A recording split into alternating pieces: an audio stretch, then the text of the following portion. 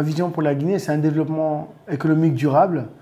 Derrière cela, c'est évidemment l'amélioration des infrastructures, ce qui est évidemment essentiel pour permettre une véritable stabilité aussi au niveau du pays et permettre à nos jeunes de pouvoir aussi s'épanouir à travers ces différentes infrastructures. Mais aussi et surtout, je dirais, l'accès aux soins à tous et surtout aussi la scolarité gratuite et permettre évidemment à tous nos jeunes de pouvoir aussi avoir accès à l'école.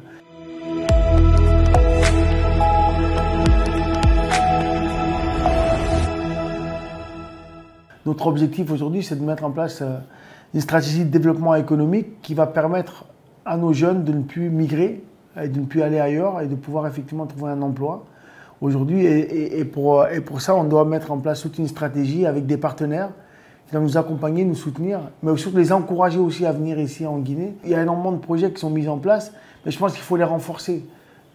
Aujourd'hui, on est dans ce qu'on appelle une stratégie de refondation, de mettre en place des textes, de créer des infrastructures. Vous l'avez vu, on essaie de mettre en place plein d'infrastructures de loisirs aussi, parce qu'aujourd'hui, il faut aussi que les jeunes puissent trouver des endroits où ils peuvent s'épanouir. Et justement, la stratégie risque d'encourager des entreprises étrangères ou des investisseurs étrangers à venir en Guinée, à investir dans le domaine du loisir, est certainement une source, je dirais, économique importante pour le pays, parce qu'on va créer de l'emploi, mais aussi ils auront un retour énorme.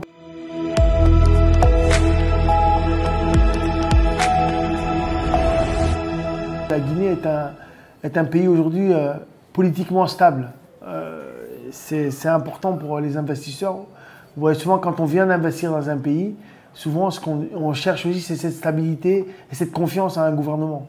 Et aujourd'hui, je pense que la Guinée a cette crédibilité aujourd'hui qui peut permettre effectivement de dire à des investisseurs de venir et d'avoir un investissement garanti à moyen et long terme. Puis après, à côté de ça, je pense que dans tous les secteurs aujourd'hui, du pays, il y a moyen d'investir dedans, que ce soit dans le secteur minier ou que ce soit effectivement dans le secteur hôtelier, que ce soit dans le secteur touristique ou dans le secteur sportif. Je pense qu'il y a vraiment une dimension colossale. Même dans le secteur de l'éducation aujourd'hui, il y a moyen d'investir d'une manière intéressante sans être, je dirais, un mécène, mais plutôt être un entrepreneur qui peut retrouver ses billes. La Guinée a un potentiel énorme.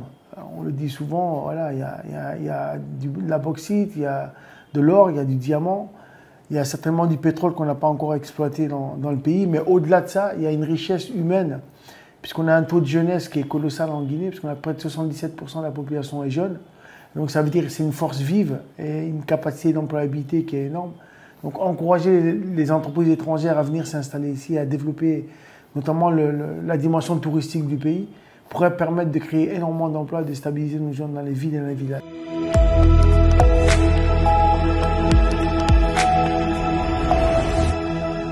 Parce que nous, on va réussir d'abord à faire une présentation très intéressante du pays, à réussir à les convaincre aussi par rapport à une stratégie à moyen et long terme par rapport à cet investissement, et surtout garantir une continuité, je dirais, structurelle au niveau du gouvernement qui va permettre effectivement de les rassurer par rapport à leurs projets qu'ils auront pour le pays. Et donc je crois que ça va être le rôle essentiel des membres du gouvernement qui iront là-bas sur place pour convaincre justement tous ces investisseurs, pour leur dire que cette Guinée, c'est une nouvelle Guinée qui a envie d'amener une nouvelle dynamique et qui va leur permettre effectivement de contribuer au développement du pays, mais en même temps aussi de contribuer à leur développement économique personnel.